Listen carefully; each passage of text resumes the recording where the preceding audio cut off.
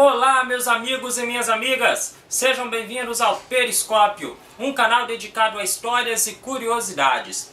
Neste vídeo eu vou relatar 3 desastres que se abateram sobre a cidade de Lisboa. Para quem não sabe, Lisboa já foi destruída 3 vezes. Primeiro por um terremoto, depois por um tsunami e por último por um grande incêndio. Um detalhe importante, hein? Tudo isso aconteceu no mesmo dia. Para conhecer em detalhes essa história, deixa um like no vídeo e se inscreve no canal enquanto roda a vinheta.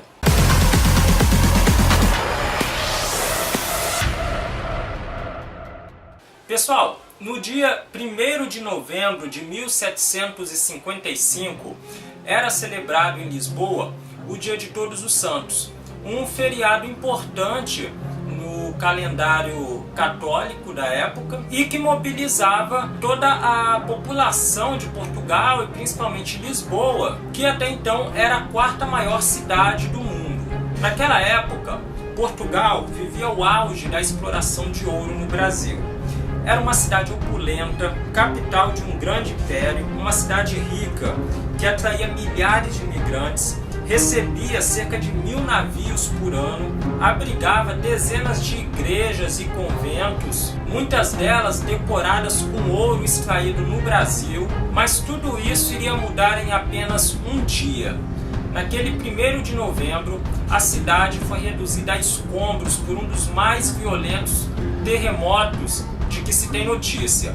Depois a cidade foi varrida por um tsunami devastador, e o pouco que sobrou foi consumido por um incêndio monstruoso. Vamos conhecer as minúcias dessa história, começando pela cidade de Lisboa na época.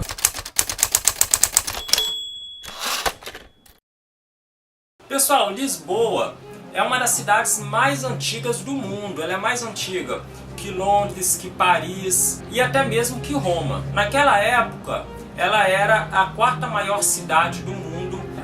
Estava no auge o ciclo do ouro, então o comércio ali estava efervescente. O rei da época, Dom José I, era riquíssimo. Dizia-se inclusive na época que toda a riqueza de Dom José I, apenas a riqueza dele era maior do que a de todos os outros reis da Europa juntos. E essa riqueza se refletia nas construções da cidade. Ela abrigava dezenas de igrejas, conventos, fortes, construções militares, quartéis, tinha enormes palácios da nobreza, bibliotecas, arquivos históricos e muitas obras de arte também. Nas igrejas, nos muitos monumentos, nos prédios. Inclusive, Lisboa chegava a importar artistas. Às vezes o rei encomendava uma obra para uma igreja, por exemplo, e aí ele queria, por exemplo, um altar bem bonito, ou então uma decoração bem bonita na igreja, tipo aquelas igrejas que tem na Itália, né, feitas por Michelangelo, Rafael, Botticelli, enfim. Lisboa tinha muitas obras de arte semelhantes a essas, principalmente nas igrejas, e várias vezes Portugal chegava a importar os artistas, pagava o artista italiano para ir lá em Lisboa e fazer uma escultura ou uma pintura qualquer. Então, além de ser uma cidade muito rica financeiramente, também era uma cidade muito rica culturalmente. Toda essa riqueza atraía uma grande quantidade de pessoas que queriam fazer fortuna, né? E também é uma cidade bastante cosmopolita. Tinha muitos negros lá, escravos, né, que faziam um trabalho como, por exemplo, carregar água, um trabalho mais pesado, né? Negros esses chamados de galegos na localidade. Uma grande comunidade inglesa e irlandesa, né? A Inglaterra tinha uma grande influência em Portugal e tinha muitos comerciantes iam para lá, estabeleciam negócios lá, formando assim uma grande comunidade. Mas também tem o outro lado da cidade. Ela também tinha suas falhas, seus defeitos. Por exemplo, não tinha um sistema de esgoto. O esgoto era tirado pela janela, na rua, né? Os dejetos, melhor dizendo, né? As pessoas simplesmente gritavam, água vai, e jogavam um pinico cheio de coisa dentro no meio da rua. Quem estivesse embaixo e ouvisse o grito tinha que ser rápido o suficiente para conseguir desviar do que seja lá o que for que estivesse caindo lá de cima. Uma parte da cidade era muito bonita, muitas obras de arte, muitas igrejas, muitos monumentos, mas outra parte era feia. As ruas eram muito estreitas, eram verdadeiras vielas, becos, tinha alguns bairros bastante pobres, então era uma cidade de contrastes. Mas tudo isso iria mudar no dia de Todos os Santos. Uma tragédia, um dia importantíssimo para um país tão religioso como Portugal. Uma tragédia sem precedentes, iria atingir toda a cidade e impactar na vida de todos os cidadãos sem nenhuma distinção, ricos, pobres, brancos ou negros, homens ou mulheres, independente de qualquer coisa, o drama vivido seria igual para todos. Tudo começou com um dos mais violentos terremotos que se tem notícia.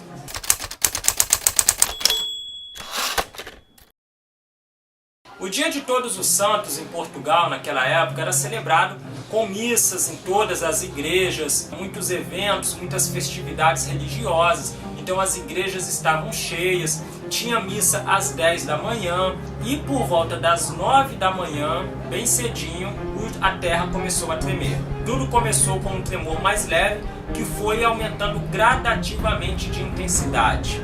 Um deslocamento de placas tectônicas localizadas sob o oceano gerou o tremor, com o epicentro a cerca de 250 quilômetros da costa portuguesa.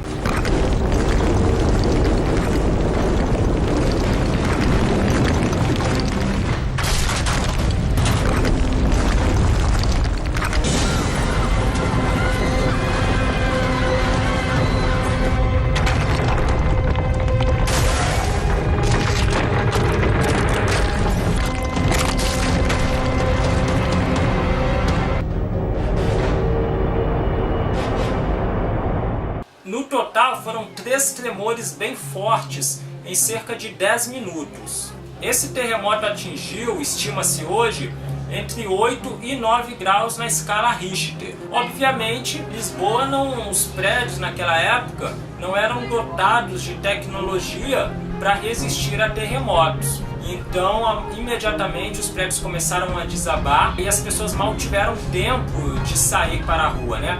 E mesmo aquelas poucas que conseguiram sair para a rua ou já estavam na rua, acabavam sendo atingidas pelos prédios que praticamente todos os prédios caíram. Então acabavam caindo sobre a rua também, sobre as pessoas. Então realmente não havia muito local para se esconder naquele momento. Como era dia de Todos os Santos, muitas pessoas estavam nas igrejas. Essas igrejas estavam lotadas e elas obviamente também não resistiram ao terremoto. Muitas pessoas foram vitimadas dentro das igrejas que desabaram. Além da perda material propriamente dita, em termos de casas, edifícios, riquezas, enfim, que foram perdidas, também houve uma perda muito grande em termos culturais, históricos, porque bibliotecas foram destruídas, museus foram destruídos, palácios, edifícios militares que abrigavam arquivos, documentos ou monumentos, né? Inclusive, historiadores apontam hoje que documentos importantes sobre episódios como, por exemplo, a descoberta do Brasil, né, sobre a viagem, na realidade, feita por aquela esquadra que chegou aqui, foram perdidas nessa ocasião. Então o custo do terremoto, além de material, foi também muito grande culturalmente. Após o terremoto, a cidade ficou um verdadeiro caos, né? As ruas ficaram obstruídas por escombros, como eram ruas pequenas, estreitas, algumas ficaram completamente obstruídas. Inclusive existe uma carta escrita por um inglês na época que sobreviveu ao desastre, relatando que era difícil andar sem pisar num cadáver no meio da rua. As pessoas em estado de choque, também devido ao fanatismo que havia na época, imediatamente começaram a formar procissões, rezando e pedindo clemência a Deus e perdão pelos seus pecados. E muitos procuraram também refúgios. Nessas situações de terremotos, para quem não sabe, na realidade são vários tremores, né? Dificilmente é um tremor só que acontece. É um tremor grande e seguido por outros menores, ou às vezes vários tremores grandes seguidos, né? Às vezes você tem ocorrência de dias, semanas seguidas, onde você tem uma atividade sísmica acima do normal ali. E como esse não era o primeiro terremoto que ocorria em Lisboa, as pessoas sabiam disso. Então, qual a possibilidade que você tem de se proteger? É ir para um lugar onde não há construções por perto. E um desses locais em Lisboa era o porto. Então milhares de pessoas começaram a fluir nas ruas em direção ao porto, a abarrotar as ruas. Primeiro os soldados tentaram impedir esse fluxo, porque eles não queriam isso naquele momento, receberam ordens para impedir, tentaram fechar as ruas, mas eram muitas pessoas. Rapidamente o bloqueio foi furado e as pessoas invadiram o porto. Muitas inclusive queriam embarcar nos navios, começou-se a formar uma fila nos ancoradouros para as pessoas entrarem nos navios, mas elas seriam surpreendidas ali por um tsunami.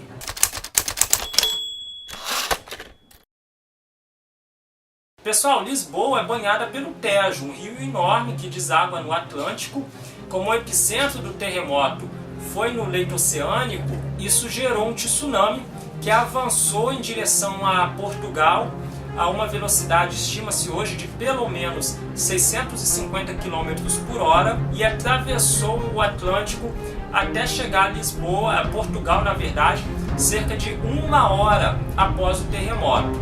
Esse tsunami atingiu o Tejo e o Tejo avançou sobre a cidade.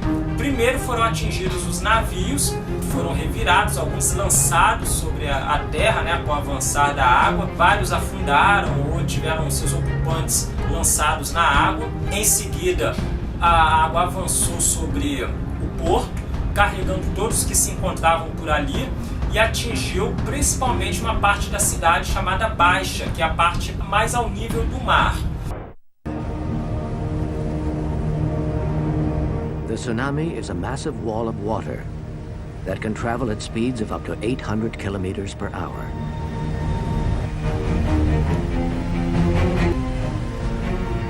He looks towards the Tagus River and he sees a mountain.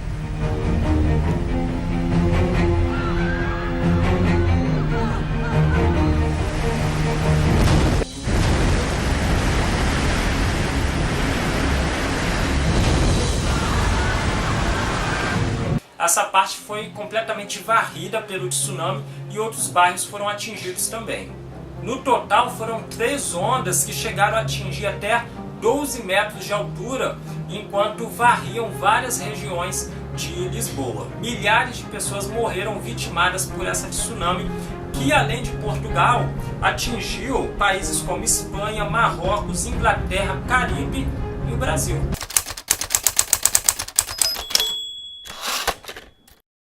Por incrível que pareça, essa tsunami chegou até o Brasil. Cartas de autoridades da época, como militares que estavam aqui, governadores de províncias daqui, principalmente do Nordeste, meses depois, mandaram cartas para Portugal, para o rei, na verdade, né, para o governo português, relatando sobre o tsunami que houve aqui. Estima-se que as ondas aqui no Brasil chegaram de 2 a 6 metros, atingindo principalmente o nordeste da costa brasileira e provocando inclusive algumas mortes.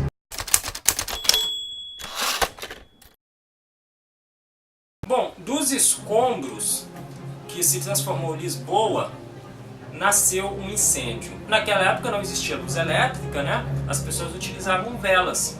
E as casas e as igrejas, principalmente, que tinham muitas velas, desabaram. E essas velas acabavam incendiando um tecido, um pedaço de pano, uma madeira embaixo dos escombros. Isso se tornava um foco de incêndio, esse fogo aumentava e o mesmo estava acontecendo num outro prédio que havia desabado, numa outra igreja, numa outra casa. E como a cidade estava completamente destruída, em completo caos, esses focos de incêndio não eram combatidos de forma alguma. Então eles se alastravam livremente. E à medida que eles cresciam, eles se uniam com os outros focos de incêndio, transformando-se posteriormente numa imensa parede de fogo que ia se alastrando casa a casa, prédio a prédio, rua a rua, varrendo toda a região que já estava destruída e reduzindo os escombros a cinzas.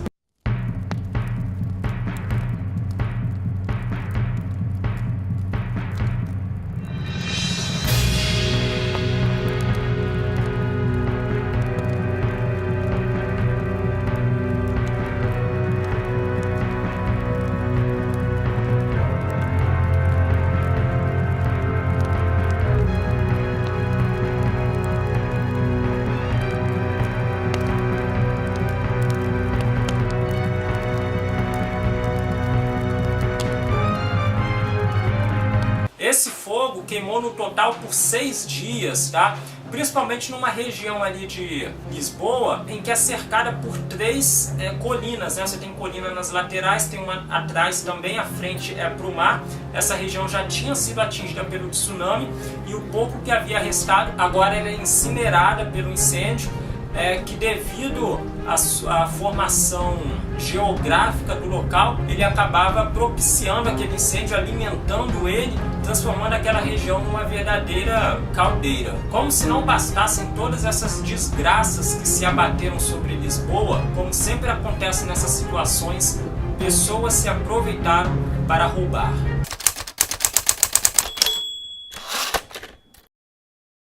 Com o terremoto, pessoal, desabaram não só as igrejas, as casas, os palácios, mas também as prisões. Muitos presos morreram no desabamento dessas prisões, mas muitos sobreviveram e aproveitaram o caos e o pânico que se instalou em seguida para fugir. Esses presos começaram a formar bandos nas ruas que circulavam livremente por Lisboa, roubando, estuprando, assassinando, assaltando, fazendo o que quisesse. Sobreviventes da época relatam inclusive que o crime não encontrou repressão em Lisboa nos primeiros dias após o desastre.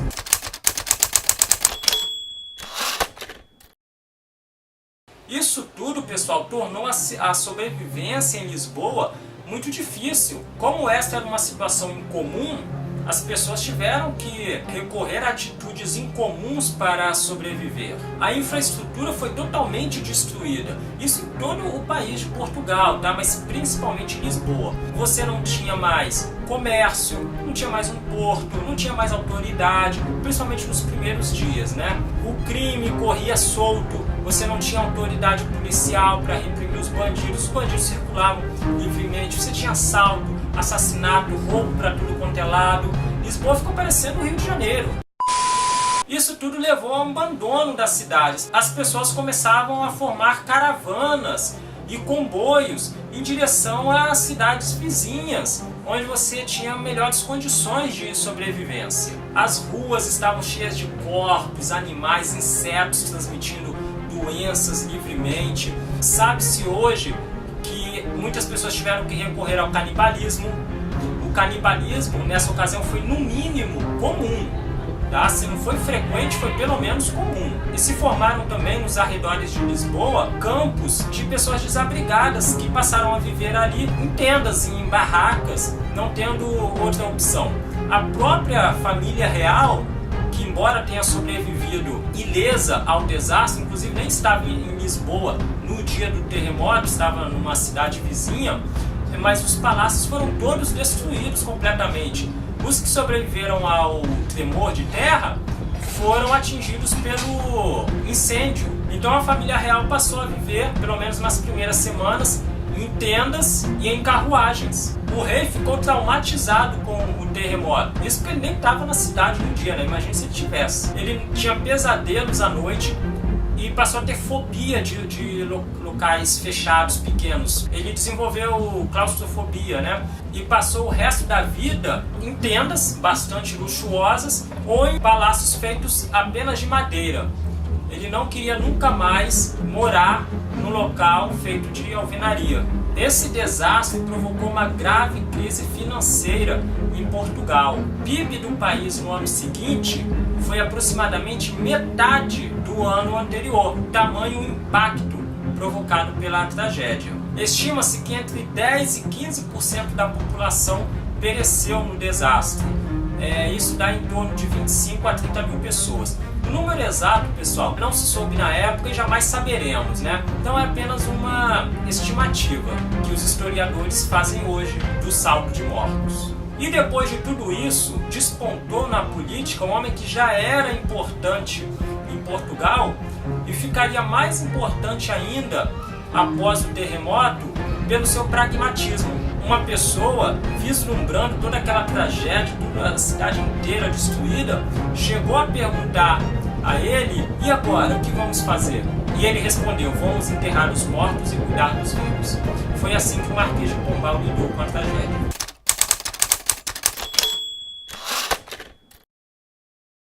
O Marquês Marquês de Pombal é mais uma daquelas figuras históricas controversas e polêmicas, que é amado por uns e odiado por outros, inclusive aqui no Brasil. Para alguns ele é visto como um tirano, para outros é o construtor da Lisboa atual. O nome dele era Sebastião José de Carvalho e Melo. Ele era secretário de Estado dos Negócios Estrangeiros e da Guerra e depois virou primeiro-ministro. O rei Dom José I, após a tragédia, ele se afastou muito, ele não deixou de ser o rei, continuava sendo o rei, mas estava cada vez menos ciente das suas funções, vivia muitas distrações, tinha muitas amantes, e só queria saber de ir lá para um terreno de caça que ele tinha chamado Salvaterra. Em resumo, o rei praticamente parou de governar.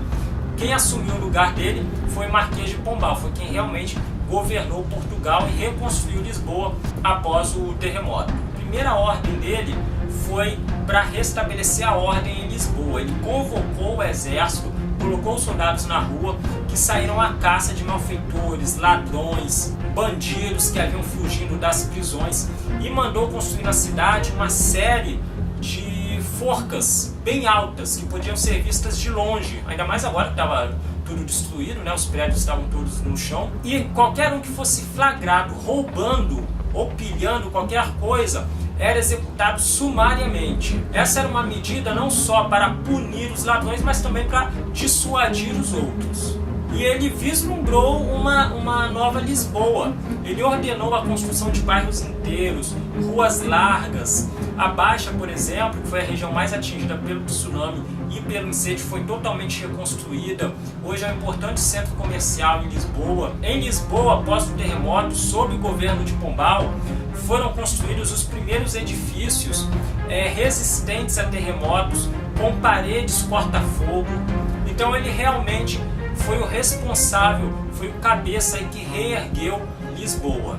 Mas ele teve que acumular muitos inimigos para fazer isso, né? Ele comprou uma briga grande com os jesuítas, que era uma ordem religiosa que existia na época. Havia uma disputa política dele com o líder jesuíta na época. Pombal venceu essa disputa. O líder jesuíta, foi executado pela Inquisição posteriormente, foi acusado, processado e executado. Ele conseguiu que os jesuítas fossem expulsos de Portugal e do Brasil, inclusive. Acumulou também muitos inimigos na nobreza, muitas pessoas odiavam ele, incluindo Dona Maria I, esposa de Dom José I, que quando ele morreu foi coroada rainha. Tá? Essa rainha, só a título de curiosidade, Dona Maria I, foi a mesma que veio para o Brasil com Dom João VI, fugindo de Napoleão, e morreu no Rio de Janeiro. Mas voltando lá para 1755, ela odiava o Marquês de Pombal.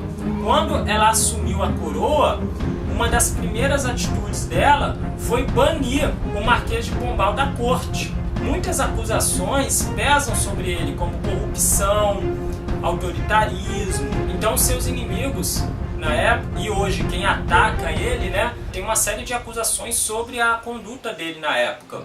Sendo afastado assim a contragosto da corte, ele se retirou para uma casa no interior do país, uma casa simples, onde morreu alguns anos depois, aos 83 anos. E essa foi a história do grande terremoto de Lisboa, que arrasou toda a cidade em apenas um dia. A devastação foi tão grande que na época houve quem disse que Lisboa nunca mais se recuperaria. Mas a capacidade do ser humano de superação é muito grande. A cidade foi reconstruída e hoje quem passa por lá quase não encontra vestígios dessa tragédia, a não ser aqueles deixados intencionalmente, como essas ruínas do convento do Carmo, que desabou durante o primeiro tremor, soterrando as centenas de pessoas que se encontravam ali assistindo uma missa, e hoje essas ruínas são preservadas como uma memória, ou até mesmo pode-se dizer como uma testemunha da história. Então eu espero que você tenha gostado do vídeo, deixa aí o seu like, se inscreve no canal, pode compartilhá-lo nas redes sociais e nos vemos no próximo vídeo. Um grande abraço e até mais. Tchau!